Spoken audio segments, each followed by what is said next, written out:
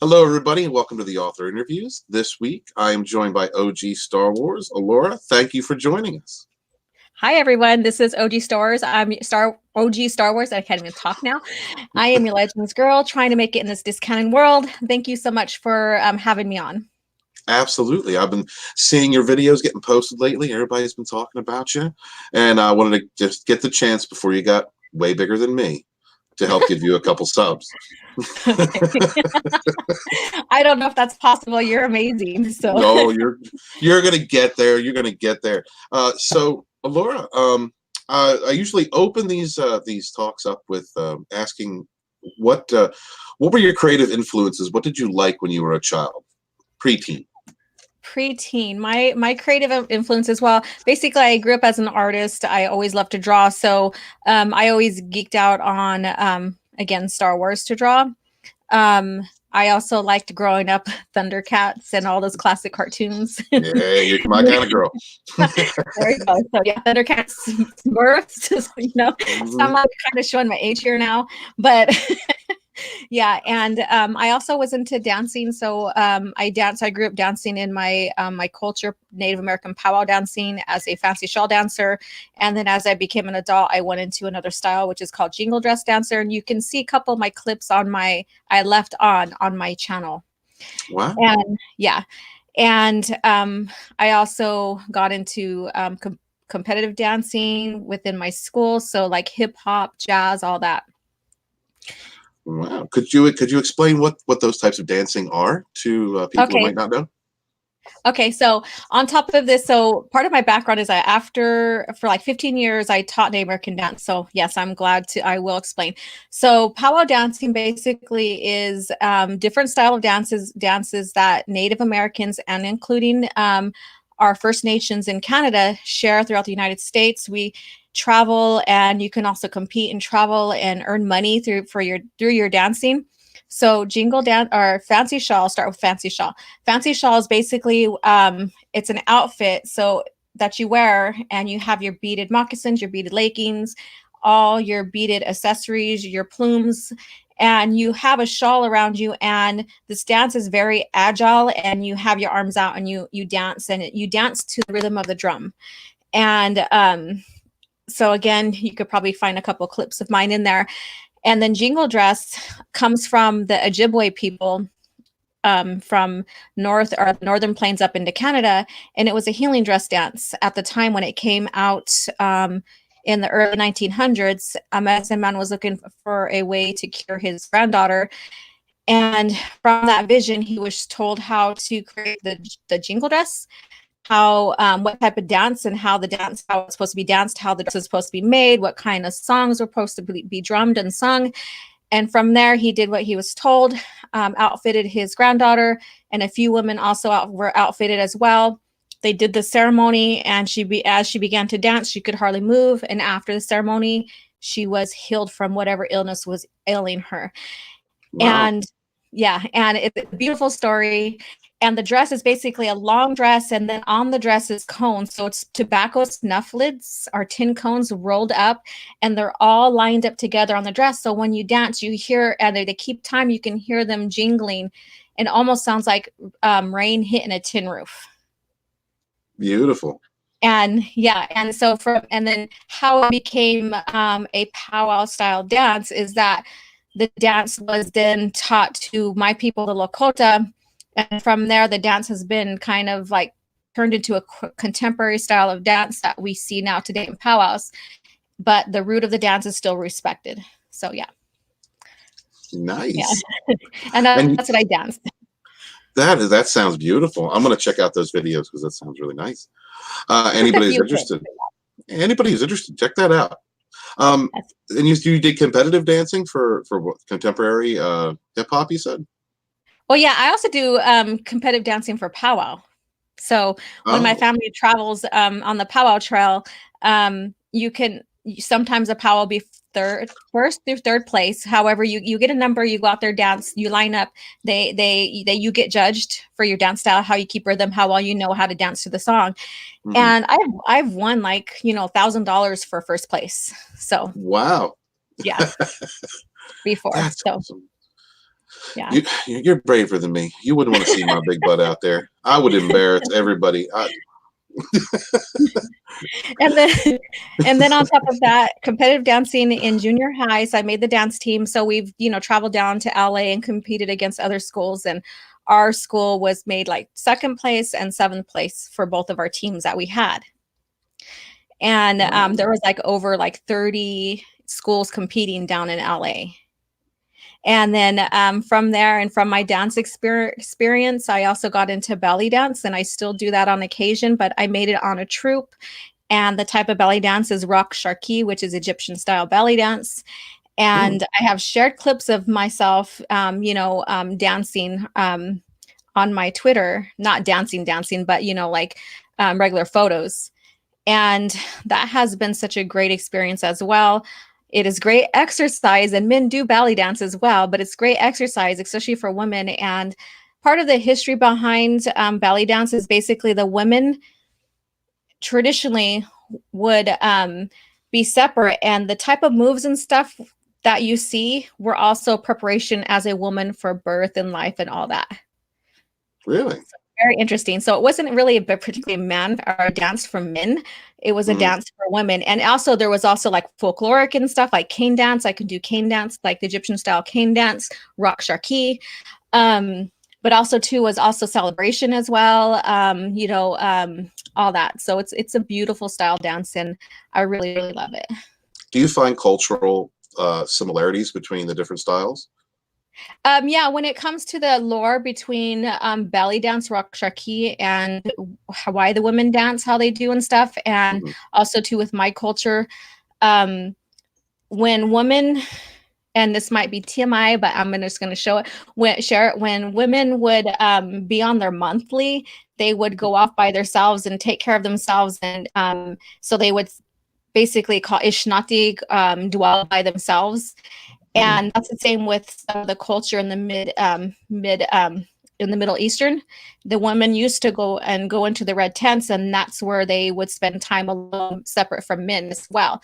And that's where all the dancing and all that came from as well. So there's kind of a similarity on how women took care of themselves during that time.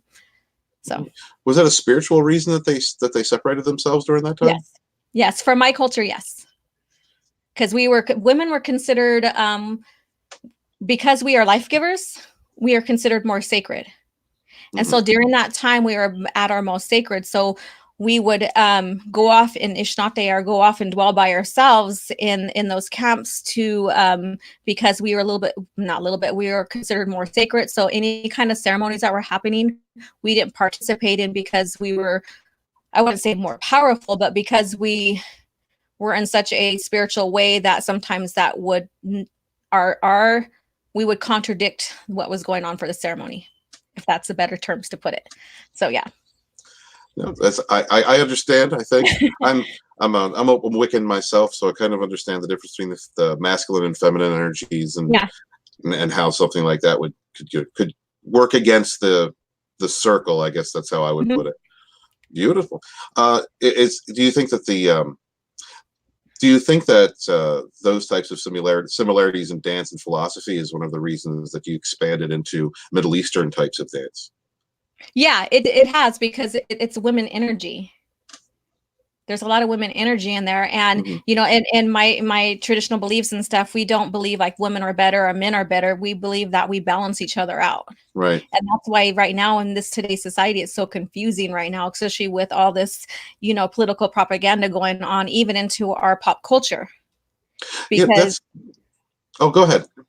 Because we balance each other out, and what feminists try to fight against is like, oh, women are just as equal as men, and women don't belong in the kitchen. But when you think about it, the women genetically are nurturers and caregivers, and the men genetically are protectors and are hunters and stuff. And again, women can hunt and men can cook. There's that middle ground, but genetically, that's how we're predispositioned, right? And we balance each other out. Right. What did you hear? I'm sorry. Go ahead. No, go ahead. I didn't mean to cut you off. Did you hear the quote that Billy D said last week, and then he had to clarify? Did you hear that? Yes, we talked about that a little bit on toxic femininity last night. And yeah, and I got what he said, but however, I think that was a trick question towards him, and they used what he did to fit their propaganda, Hmm. which kind of pissed me off a little bit because again, he gets it. He's a man, he's a man's man. He is something that we don't see that nowadays today, Hmm. you know, Yeah. and so Yeah, I brought that up on my show last week, The Fourth Wave, because being as that I understand my personal philosophy of that there's feminine and masculine energy inside of each person, and the comment that he made sense to me. He was basically saying he was in touch with his feminine energy. yeah. He wasn't saying he felt like a woman. He was Mm-mm. saying that feminine energy within him, Yeah. he could easily connect to that. And Yeah. I mean, that's balance. That's a beautiful thing. But Yeah. you're right. I think that they took that quote and just didn't run with it. It's a Hmm. shame. It's a shame that in today's culture they don't respect what came before them. I mean, an argument can Yeah. be made in every generation to a degree that that's the truth, but it just seems very pronounced in today's culture. Yeah. I agree. And on top of that, with Billy D, you know, it's I believed he knew exactly what they were talking about, and he answered it in such a heartfelt way. Hmm. And I just and a part of it, I don't like how people think, oh well, he's just old and basically senile, so he didn't understand. He did. They just knew out of context. Yes, absolutely. Mhm. So, I'm sorry, I'm talking to the chat. Thank you for coming. And I keep missing. There we go. Okay. So moving into your teenage years, what was Laura like? What were you doing when you were a teenager? Okay, so as a teenager, I was a gamer, so I loved to play a lot of Mario Brothers and Yeah. Mortal Kombat, but I didn't really get into Star Wars as much because during that time I kind of dropped as well out of gaming because I started dancing more. And also I was put into a lot of leadership roles to where I was in high school. I created the first Native American club for the high school that I was at. And so there was a lot of cultural and there was a lot of I was more engulfed into my culture than anything else. However, I was still reading the EU books. I was still checking about the libraries, enjoying them, and still catching up the lore as much as I could. But Hmm. again, my life was more getting our Native American culture out there to the greater public and the greater community that I'm in. So Did you grow up on a reservation? no, not in the beginning. My Lakota grandmother raised me, and she got me when I was a baby, and Oh. from there she was married to guys in the Navy, or not in the Navy, but in the military. But her last marriage was a guy who was in the Navy, and she ended up retiring with him and just living in California. And from there, we would travel back and forth to the Midwest to visit family on our reservation and back in Colorado, where some of our family lived. Hmm. And so I was well engulfed in the culture, in my family structure, and my family structure on my reservation, as well as off the reservation. And just where I live at, just like a few miles from town, there's a local rancheria reservation that we started visiting, and there's a lot of friends that we made family as on the rancheria. Hmm. And so from there, myself and a cousin and a couple of our friends, put together and opened up the Native American Club for the high school to bring awareness that, we are here. We want to share our culture. We want to break the stereotypes. We want other cultures to come in and join us to understand who we are. Yeah. Beautiful. Did you run into any kind of cultural or racist pushback while you were trying to present No, your not. stuff?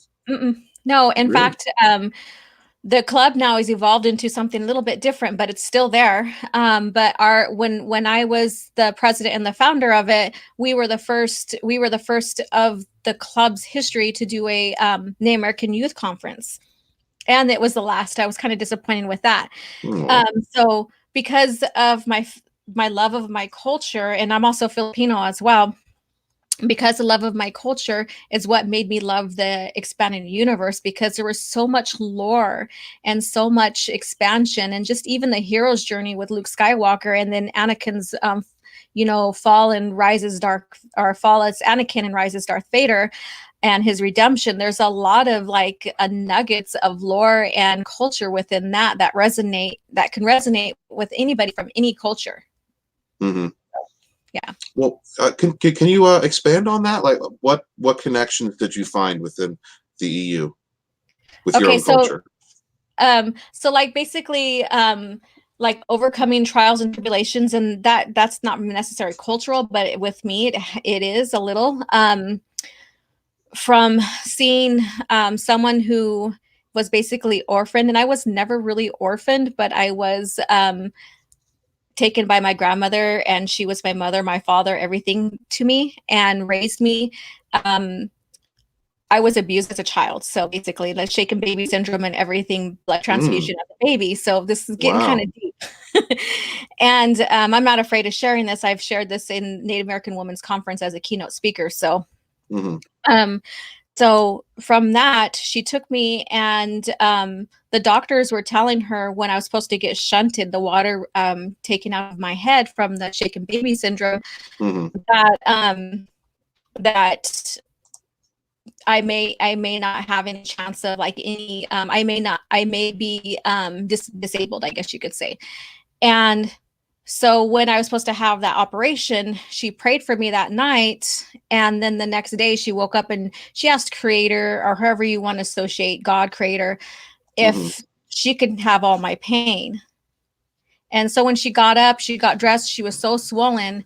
And then from there, she got to the hospital and found out that miraculously my the water like drained out of my head on its own. It settled itself, it resolved itself, and I didn't have to go through the operation. And so seeing someone take you in, help you overcome trials and tribulations, all that, I kind of resonated with Luke Skywalker on that part, even though, he didn't have such a traumatic time as I did, Right. And then overcoming,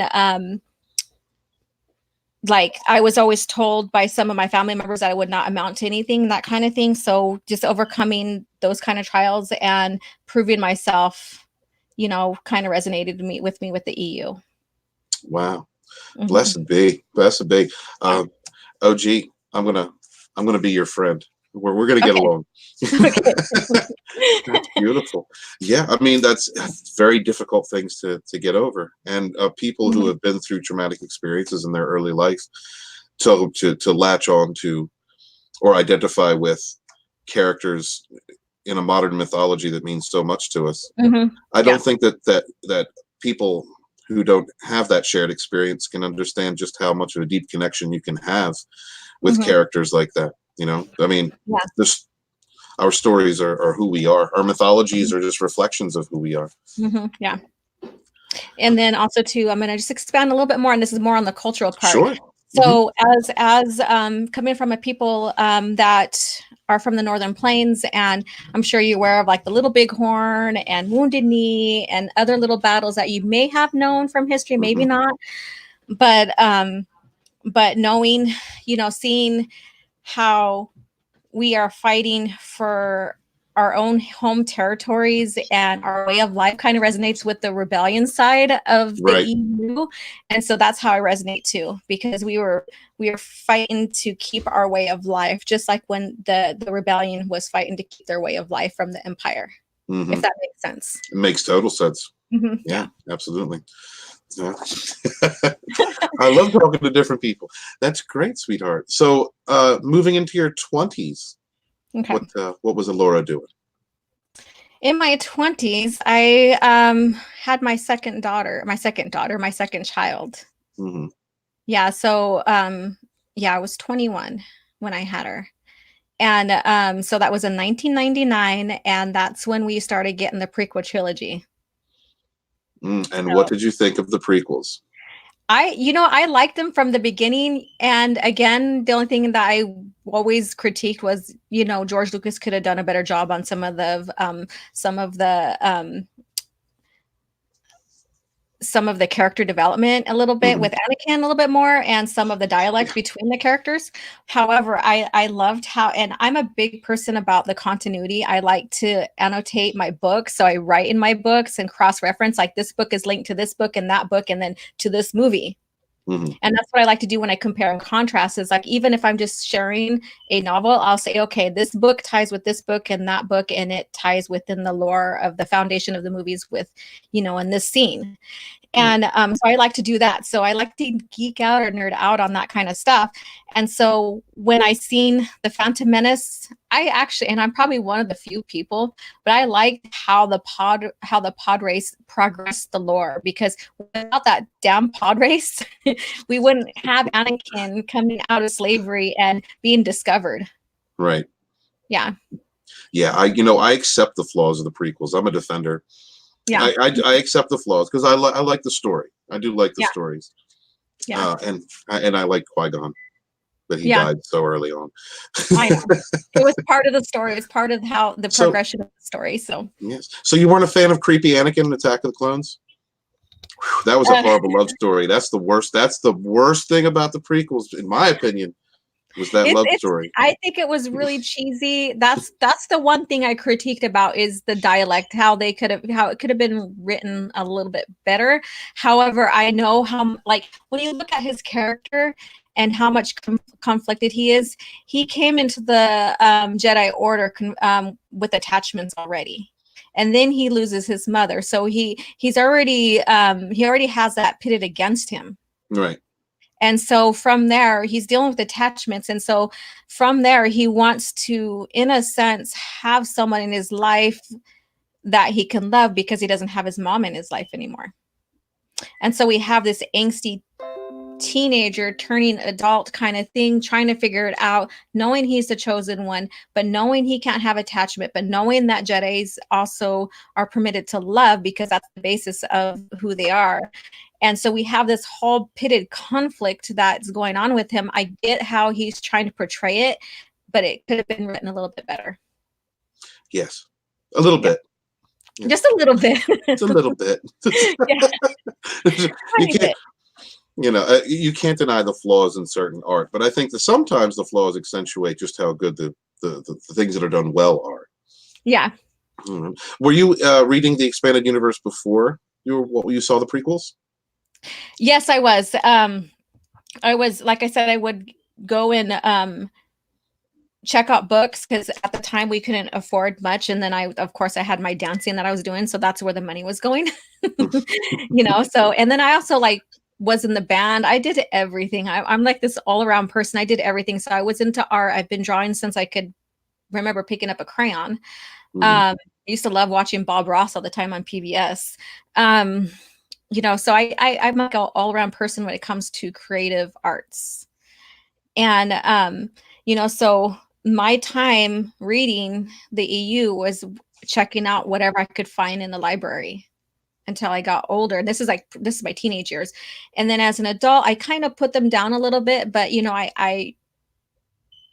that was still in my heart, because I love the culture. I love the lore. So I was deeply into the prequel trilogies, just absorbing it as much as I could, and going from there. Yeah. Did anything that you had read conflicted with what you were watching when you saw the prequels? Oh God, now I have to think. Now you're having me think back. Oh, I'm sorry. It's an interview. I told you it was an interview. I know that. I'm just teasing you. I have to take it back your way now. But as far as I can remember, I know that during that time frame, George Lucas wasn't allowing anybody to write during the time he was bringing out the prequel trilogy. So I didn't at the time notice any conflicts that I can remember. So now I'm like thinking, what did he do here? Sorry, you'll probably make a video about that at some point this week. Oh yeah. The thing is that as George progressed with his franchise and having, Leland Chee and some other, I wouldn't call them a story group, but some of their head people there, really keep track of the lore and really have be involved with the writers and stuff really helped with keeping the lore in a very good, coherent manner when it came to trying to link everything. And I know as more as it grew and expanded, the harder it was to keep everything in track or on track with the movies and each other. But I think they did a relatively good job with that. Nice. Yeah. Is that the same Leland Shee that's a part of the current story group? Yeah. So he is one of the few that stayed on. Yeah, so Really? Leland Shee has worked for George Lucas, and now he's working for Disney. And so it wasn't his decision to make the EU Legends. It was basically Disney's decision to decide to say, hey, we're not going to use anything with the EU. We're going to cast it aside and call it Legends. Here you go. Now every book is going to be called Legends. It's still going to be available to read, but it's not going to be a part of our story now. How did that make you feel? Made me feel very alienated, because there's so much golden opportunity. And then also too, it made me feel sad in the fact that they're just like all the brilliance that was put into like 25 centuries of lore was being set aside and kind of erased, in a sense. Not erased that we can't read it anymore because it's still there, but erased when it comes to the relevant lore now. So, and yeah. And you know, so from there, like I said, I was curious about what they were going to do with the lore and how they were going to do the sequel trilogy. And after the first one, I just knew that there wasn't really anything there for me, that my love still is within George Lucas era of Star Wars. So yeah. So you had a kind of a deep connection culturally and spiritually with the expanded universe, and then they threw it out and didn't really use any of it. And I guess that would make a person feel quite alienated from the content that's being made. So did you make the attempt to love The Force Awakens when it came out? I tried my best, but then when I watched it, I was like, I'm watching a generic version of A New Hope. And that's what I thought when I first seen it. And then looking at Rey, I'm like, oh, this is a female Luke Skywalker. However, Luke had to go through trials and tribulations even from the beginning. Yet she's like, oh, look at me. I can pilot. I can do this. And what's the Force? All of a sudden, oh, I can do a mind trick. So that took away even from the prequel trilogy about how Jedi or Force sensitives have to train to become a Jedi. It just took you right out of the lore, because now basically she just does everything. There's no trials. There's no training, nothing. Well, one of the defenses I've heard lately from people who like Disney Star Wars is that the very fact that she was Force sensitive is the reason why she could be so amazing at everything. No, because Luke was Force sensitive and he still had to train.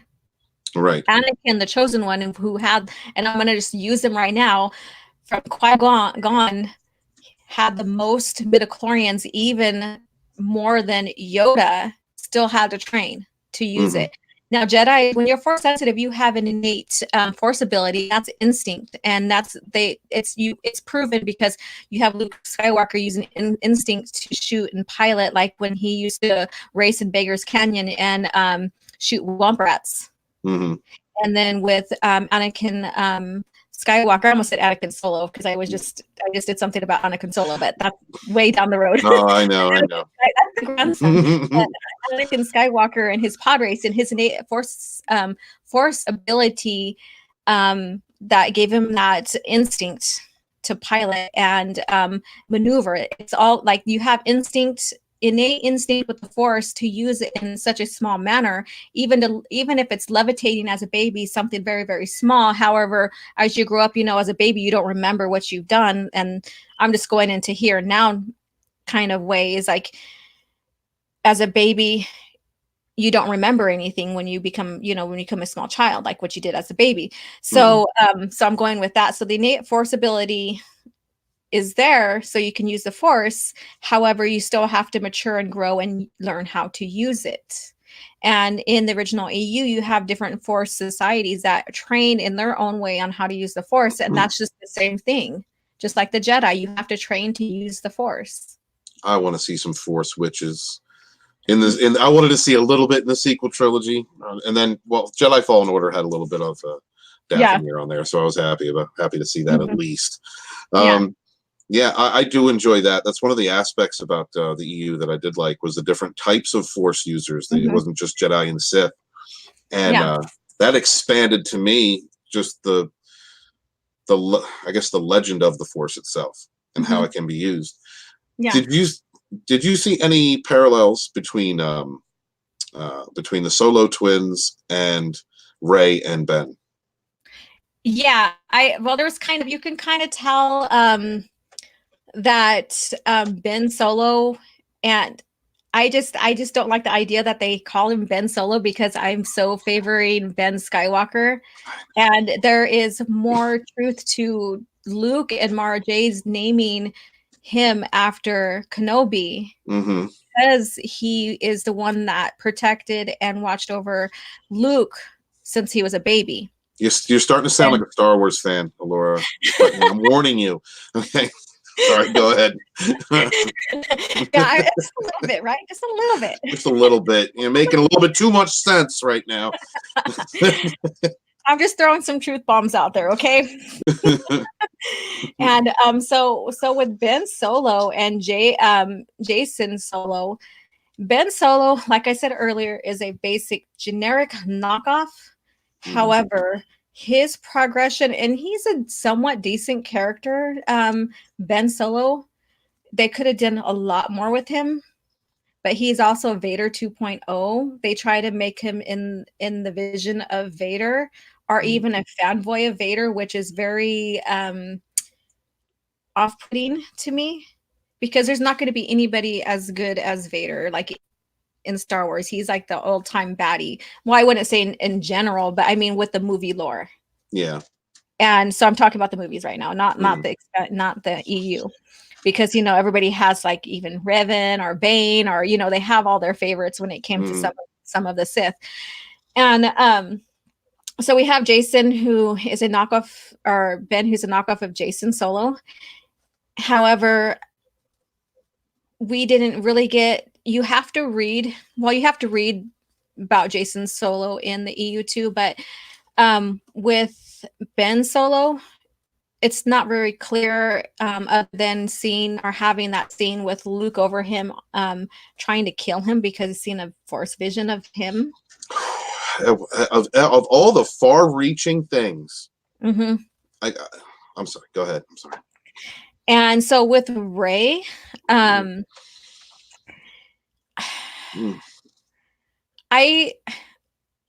would say she's a knockoff of Jaina Solo. However, Jaina Solo is far more superior. She is the sword of the Jedi. She is badass. She then later becomes the, I guess you could say, we don't have it, so this is just like a theory, but we knew it would have been there, but the Empress of the Foul Empire. And then training a new type of Jedi, which is the Imperial Knights, that are, I guess you could say a sister order to the Jedi Order that we see in Legacy. Yes, yeah, definitely. And Jaina also believed in training. Exactly. Entire books of training. Yeah. Yeah, she wasn't given anything. And and then they try to coin, well, Rey is the way she is because we want to show people that nobody's can become just as powerful. But my argument with that is that the prequel trilogy already shown that to us with the younglings training with Master Yoda, and then looking at Kenobi and all these other Jedis that are masters, are Jedi Knights, that even if we just see them on screen and maybe the common moviegoer don't know who they are, they come from somewhere, which means they come from nobody. So you don't believe in participation award Jedis? No. No? Okay. The fact that Rey's a woman isn't enough for you? No. Hell no. What? I know I'm breaking the narrative, right? I'm just a man baby crying in my parents' basement. You're a minority, right? Okay, I'm sorry. No, that's another narrative that's broken right there. I don't fit their narrative, and sometimes I get BS people saying shit to me about that. So, Yeah. Wow. yeah. How did you feel about with the treatment of Han Solo? Oh, okay. So we're going to go into the treatment of Han Solo and the Solo movie since we're at this. Okay. Okay, go So, right ahead. all right. So the treatment of Han Solo, and this will also go into Leia. Again, they turned his character on his head because when we see him in the EU in the original lore, he basically when you see his evolution from or the Han Solo trilogy into becoming Leia's wife, basically you see this great progression of him going from this orphaned child that was picked up by a mob boss and protected by a Wookiee, learning how to not to speak it, but because it was hard for humans to speak Wookiee or and we'll just say it right now, Wookiee, but also to being set free, and that his caretaker helping him escape. And we see his evolution into becoming a rebel and his stout, all that, and becoming the husband of Leia and sticking by her side, madly in love with her, maybe at one time kind of like going off mourning on his own when he loses, and spoiler, losing Chewie. And so because everybody, you have to have some kind of a character can't be perfect all the time. So, yeah, he did estrange himself from his family a little bit to mourn. However, he stood by Leia's side. He was madly in love with her. And then we have this sequel trilogy or Disney trilogy, and basically he just left her. He's like, I still want to be a smuggler. So he stayed the same. When he first met Leia, he was still, he was maybe 10 years younger than him or older than her. But and Luke, however, he was still at the age where he was still growing and progressing as a person. And he was like, I want better for myself because I come from the Solo lineage. I didn't grow up with my parents, but I want something greater for myself. So when I have kids, they can be something greater. And so now we're going to go into Solo. They totally wrecked his lineage, his surname to Corellia. Isn't that insane? That is crazy. And then so from there, he did in the EU, and it's still up in air about the lineage and the Solo being like the first rulers of Corellia. So basically he comes from royalty. However, that royalty gets displaced and basically turned into smugglers. That's how I see it. And who they are today, or not today, but in that lore. I'm talking about it. Right. You're in another world. It's okay. I'm in their world right now. Okay. Yep.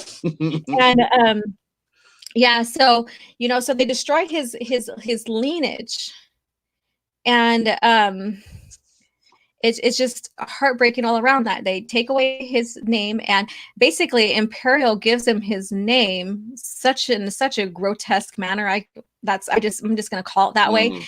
Didn't like the Empire, but then he's like, oh, I'll keep the name that they gave me, and this is Disney I'm talking about. Well, he's a white male.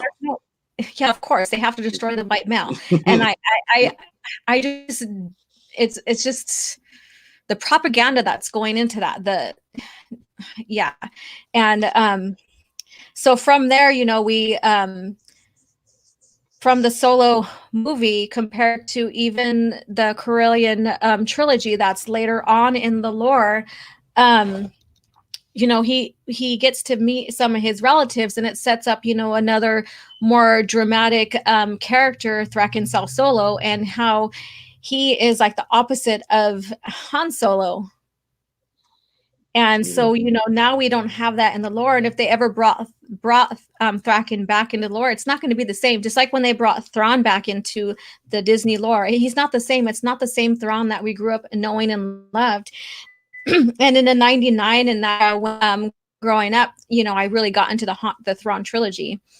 And, so looking at that within the lore and then bringing even Thrawn back into the Disney lore, it's not the same. Yeah, he may be kind of still the same tactical thinker and using art to understand his enemy, but it's not the same development. We're not going to get the same development and the same steps that we went through that made him great and made us love him as a character. And that goes with any character that they're going to bring in now from the original EU into Disney EU or Disney canon, I guess you can say, because it's not going to be the same. What do you think of the replacement, replacing the Imperial Remnant with the First Order? How does that sit with you? We are just going through the same damn thing that we went through with the movies, with the OT. Now, it's basically the same thing, just a new name. That's how I see it. Because all of a sudden we got the resistance that used to be the rebels fighting the same thing again after 40 years. And I think George Lucas era, his EU was progressed better, because we did get, after the defeat at Endor, we still got the Imperial remnants of Moffs and admirals and them splitting and hiding in different corners of the galaxy, coming in and still hitting the rebellion, trying to regain and trying to be each one trying to be the new emperor, because that's just how that structure is. So we have all that, like Ntassi Dala and Isard and all them trying to come in and still reclaim what was left of the empire.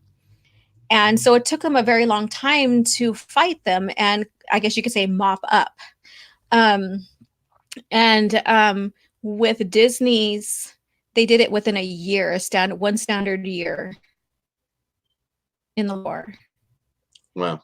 Yet they still couldn't maintain their new government. So it didn't make sense to me. How can an organization who's building a new government defeat someone in such a short manner, have not maintain their own government as well? So to me, there's a lot of chaos going on in there, and it just doesn't make sense. We had them in the EU, battling for Coruscant, regaining Coruscant, and still restructuring. And this goes into Leia's arc now. Leia, basically in the EU, she was one of the main people to help rebuild the government. So that's why she put off her training in the EU. However, she was still being trained by Luke at the time. And, she married Han, and she was pregnant with, and so we're going into the Thrawn trilogy now.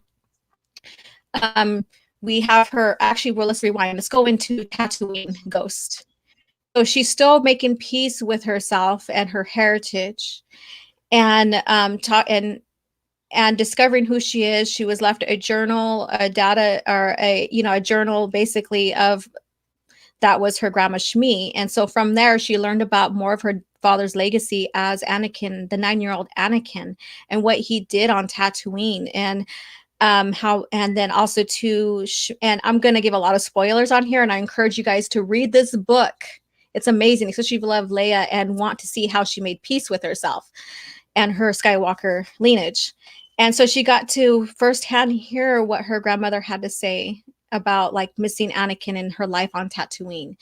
And then also to learning and seeing Force visions about, well, not necessarily Force sensations, I guess you can say, about what Anakin gone through and how he even went back and, killed the Tusken tribe. So she went through a lot there. It is very compelling, just a very compelling story. And then at the end, because she didn't want to have kids, and this is the original EU, she didn't want to have kids because she was in fear that she would birth some more Vaders. And she ended up basically won. And eventually down the line. And and then after her whole story and making peace with herself in Tatooine Ghost, she basically told Han, let's have kids. And then we go into the Thrawn trilogy, and she's pregnant with the twins. And So it's such a great story just on her end. And so we get into the lore, the Disney lore and stuff, into Bloodlines, which is the novel. So there's a Bloodlines in the EU, original EU, and there's the Bloodlines in the Disney. And so the one I'm talking about is the one that's all about her in the Disney EU, or Hmm. I like to call it explained universe, because basically they're using their EU to explain all the plot holes in their movies. Really? Yep. Like, especially when it comes to Ray. I've been told that. I was recently watching a live stream with a person who loves all the Disney stuff, reads all the Yeah. Disney stuff, and that was the one thing that this person kept saying was, "You have to read the book. You have to read the book. You Mhm. have to read the book." In my opinion, the book should expand upon Mhm. what's established in the movie. It shouldn't have to fill in those gaps. Um, what what was your feelings when you first viewed The Last Jedi? I did not go see The Last Jedi. I You was did not. done.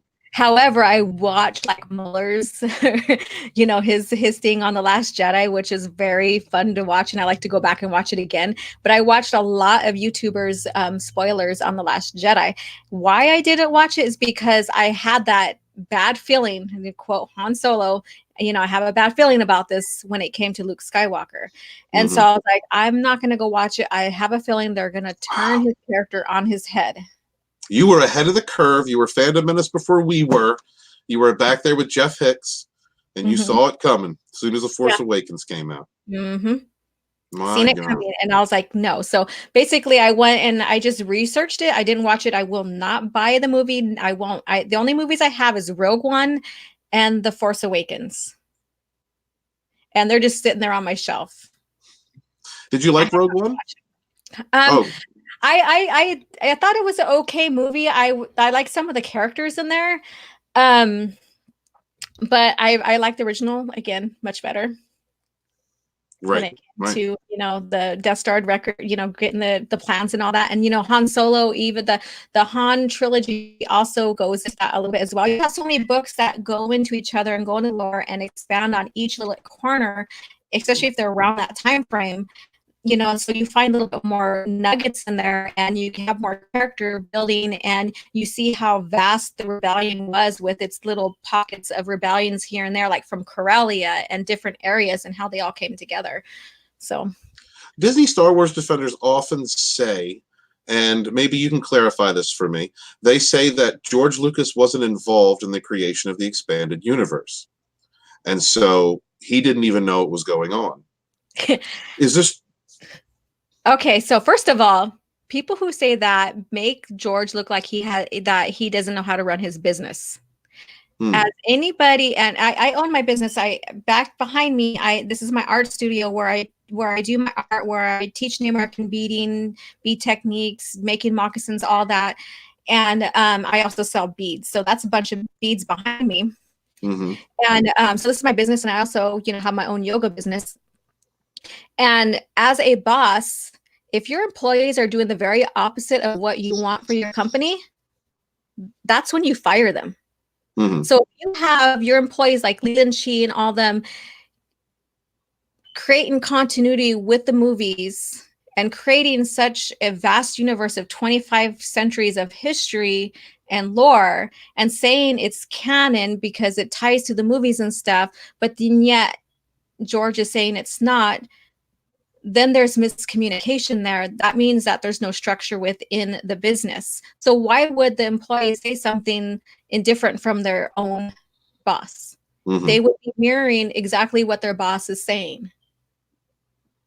And so that's Yeah. my argument. And so basically, yes, the EU was just as canon as the movies, because they didn't, like a lot of franchises create parallel universe where they have spin-off stories in their own EU versus the movies. Star Wars basically was one continued continuity of lore that expanded, you know, Old Republic, all the way into post Return of the Jedi, into Legacy, that all tie together into the foundation of the movies. And George even broke world records with that continuity. So So you're calling bullshit. I'm calling it big bullshit. Okay, just wanted to A make big sure. heap of bullshit. If there was a single character or race in the expanded universe that you could be, what would it be? You know, I was thinking about that today, and I think that it'd be fun to be a Twi'lek. Yeah, would you Yeah. be a good one or a bad one?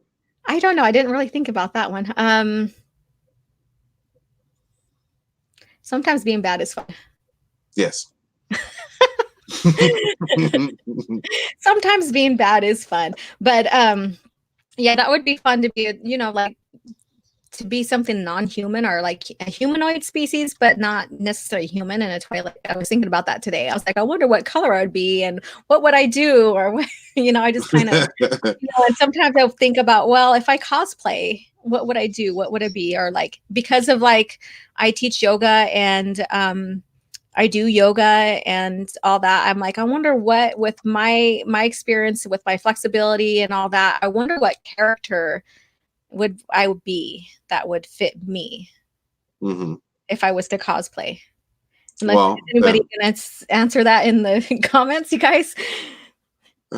Yes, drunk. I ignore the chat. I'm concentrating on my guest. I'm sorry. Hi, drunk. Everybody wants me to say hi now. Jay yells at me all the time. When I first started, he would yell at me all the time. Steve, you ignore the chat. You ignore the chat. The author interviews I do, I promise. I'm a whore with the chat on the fourth wave, drunk. I swear to God. Okay. Yeah. You just give him a wrench then and let him just give him a wrench. He doesn't want a wrench. He doesn't give me a wrench. I don't get a wrench on his show. He doesn't get a wrench on my show. Okay. So it's got to be mutual. See, drunk, get with it. That's right. But since drunk made me address the chat, thank you guys for being here. We really appreciate it. Brad Creates. What's up, buddy? How are you, sir? And we got Tommy, Sporky News Podcast. Hale. Tyler's our mascot. We love this guy. Okay. Yeah. And he's got his picture is Anna, and Anna's cute. So yeah, wearing drunk glasses, of course. Soul Assassin Hale. Let's see. Hail Caesar Caligula. Hail War Campaign brother. The Senate. Everybody knows the Senate. Yes. Hello. The Senate's trouble. Just let you know. Yeah. Oh, I know everybody. I know their act already. I know their act already. I got all you guys pinned down. Chris Braza, what's up, buddy? Bear Nerd Fun. Hail the fourth wave. What's going on, my brother?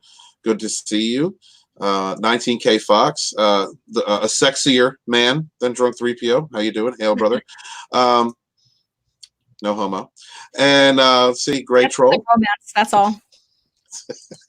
Bromance. I call it out on you guys. Bromance. And hail, Hammer. How you doing? And Gobnob the Troll. This is a new one, and I really enjoy it. I really enjoy this account. Thanks for being here, buddy. Okay. Are we good, drunk? Are we good? Okay. Thank you. Anyway, back to the lady. All right. So like I was gonna say, and I was reading Drunk's comment here, I did model his leggings. Wait, what? Drunk. You're taking all the girls, man. All right, look, let's be serious, man. All right, look. He's all stuttering now. Some of us are single. Some of us are single, man, and we need it. All right, you just can you put a kibosh on the leggings just for a day? Just for a day. I almost wore them on Toxic Femininity to show them off, but then I kind of shied off away from that. So, hey, drunk. No, you can't say that about me. No. How dare you? Release the back shot. Insert Greta's picture there. How dare you? Oh my God, that's the best meme of the year, I think. One of the best memes of the year. Yes, it is. So you don't know if would you be a Sith? Would you be a Jedi? Would you be a mercenary? Would you be a smuggler? Would you be an assassin? I think I would be a smuggler. Yeah. Okay. I think that would be fun, just to be like, in kind of like in the background of everything and collecting information, kind of like Talon does. Mm-hmm. Oh yeah, that's Mm-hmm. good call. If there was one book that you would suggest to anyone who hasn't read the expanded universe, what would it be? Okay, so if you're starting brand new, I would begin with Heir of the Empire, and that's the Thrawn trilogy. Mm-hmm. My absolute favorite book, which basically I shared the clip already today because I'm getting ready to do the novel review on it, is Legacy of the Force Infernal. So I'm not starting from the very first book of Legacy of the Force Betrayal. I'm starting with Infernal. Just because it's my favorite book, but basically since we're on the cusp of the episode 9 coming out and possibly not even getting to see Luke at all, I figured this one right here has some badass scenes of Luke Skywalker confronting Cadus and basically doing a sense of hiding in the Force where it's done right in the lore, because basically he uses Force illusion to make it look like he was shot down by friendly fire. And this is gonna be spoilers, so if you guys haven't read the book, jump out of here real quick. But but if you don't care, stay. Basically he is in him and Jaina are fighting against Cadus in their X-Wings and their stealth X-Wings. And so Jaina gets to go along with him, and Luke is trying to teach her how to hide in the Force. She gets it, so she hides in the Force while they're fighting, so that because of her twin, he knows her moves. He knows what she's anticipating to do. So he's like trying to give her information to hide in the Force so that Jason doesn't know what she's doing. And so they're all in combat, and she ends up shooting Luke Skywalker's stealth X-Wing down. He makes it look like it went down and that it was destroyed by Force illusion. I remember. And yeah, so from there he gets into the Anakin Solo, and a great battle ensues between him and Jason. He finds out that Ben Skywalker is being tortured with Vong equipment, torture equipment, and all that. It's just book is just amazing with his abilities in there. Mind you, there's other books too that are just as amazing with his progress as you go along, especially when you get into Fate of the Jedi. But I just really like this because you see him still in conflict and still mourning his wife, and him making the decision to not fully go after Jason because he knows that he'll cross to the dark side if he does. So as a Grand Master, he's basically the example to his Jedi, when you're facing these trials and tribulations, basically, don't make those decisions lightly. Yeah. Yes, well, that was not Jake Skywalker. No, definitely not Jake Skywalker, because he would have died the minute he did that Force illusion. Yeah, he had one bad dream and decided to kill his nephew. Yes. Oh God, that pissed me off, because we see Luke basically sacrifice himself to not wanting to join Vader in Empire Strikes Back when he, plunges down the shaft in Cloud City. And then we see him do the same thing again when he decides that he's not gonna continue to fight, and throws his lightsaber, basically declaring he's a Jedi, to sacrifice himself again for his father, which the reward is within his declaration of becoming a Jedi, confronting Vader confronting Palpatine, saying, I'm a Jedi like my father before me. He then sacrifices himself for his father, for the cause and everything, which then again helps Anakin come out and save him.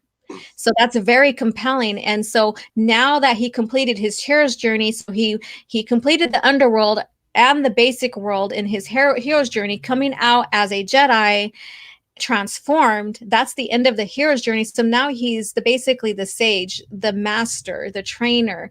Right.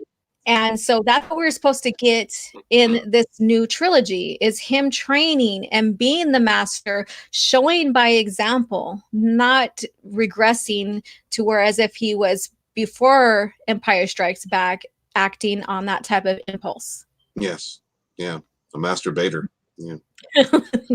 And so Or you have any hope for the Rise of Skywalker?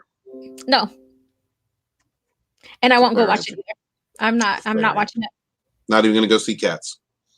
You know what? I don't know. I don't Well, know if I'm excuse gonna me, pay to see Cats. I was assuming. What I'm gonna do is I am going to just sit down and do a Star Wars marathon, 1 through 6. Nice.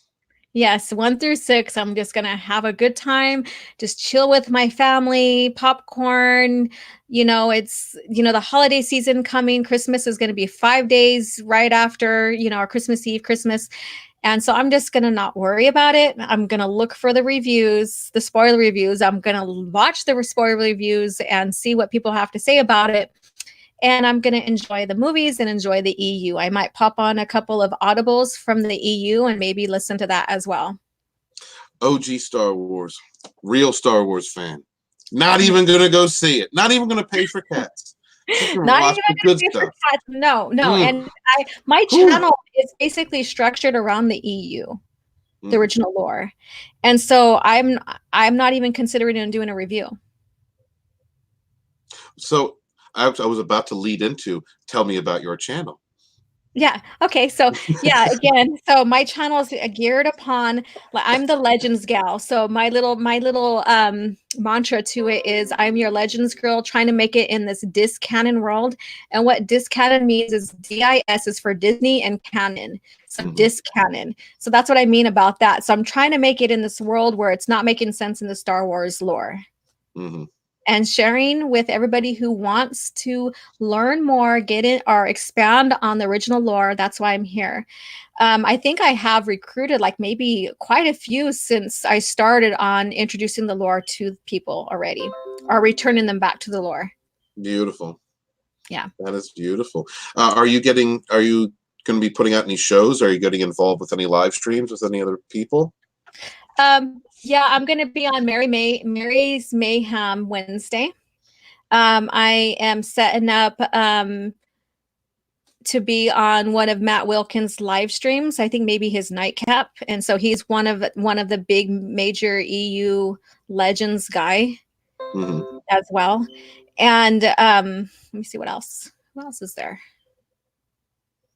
I can't think of anything else right now. You're going to get inundated real soon anyway. That's the way it happens. Yeah, and also too, every Tuesdays I try to come out with lore. I haven't done that last couple of weeks because I was finishing up my fall semester in college. So finals had me, that had my full attention. However, I still did my live coffee chats, and I do those every Thursday, 9 a.m. It's live chats. I interact. I haven't brought anybody in as a guest yet because it's in the morning. Some people have to work. Well, I hear the President Abu Nas talks highly of your coffee chats. Yes, he hops in as much as he can. I do have some faithful people that come in and hop in as much as they can as well. And basically, whatever lore I put out there, I will expand more on that and ask the chat, what do you think about this lore? And everybody's like posting something right now, and my alerts are going off. And so we expand on the lore a little bit more. And then also too, maybe talk a little bit about Star Wars news, especially the ones that are like that basically favor people coming back into the EU, which I've been seeing a lot more lately. It's like people are getting so disgusted with what's going on with the lore. Hi. Yeah, that they're starting to come back into the EU or are curious about it. Wonderful. So is there anything you'd like to plug? Your business or your channel? Yeah, so you can find me at OG Star Wars with the name there, OG. And so why I have it abbreviated just the way I have it, because it also goes with original, but also it's original George Star Wars. Nice. You heard so it I here played first. with words there. So original George Star Wars. I didn't want to do EU Star Wars or something kind of generic. I wanted to play on words. And then when I came up with my mantra, I was like, oh, well, I'm the Legends gal as well. So I'm like, those kind of go well together. So yeah. Okay, so everyone, OG always expect a double meaning, and she will be tempted by the dark side. So yes, good luck. red lightsabers are awesome.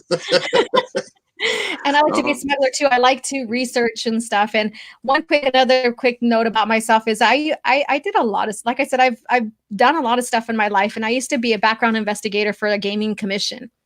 Mm, So that's why I like to annotate my books and cross-reference and really research things about the lore. And even if I see something that's contradicting or whatever, or like I see something with Disney and I'm like, let me go ahead and research this a little bit more. I may not read the book, but I may go and research it a little bit more and then cross-reference it with original lore to see if it contradicts or what's going on, which is better. Because I will give credit to Disney for things that they might be doing right, but mhm. I'm just not right now. I just don't see much.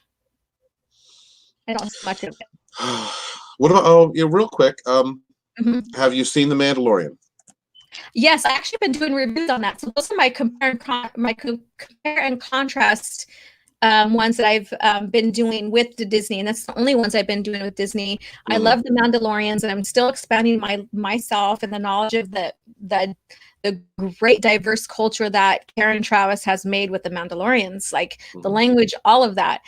And so I am having fun comparing and contrasting between the two lores when it comes to Mandalore, and also too with them, revisiting the world building that they have. Like recently with Tatooine, I expected them to revisit those worlds because it's part of the lore.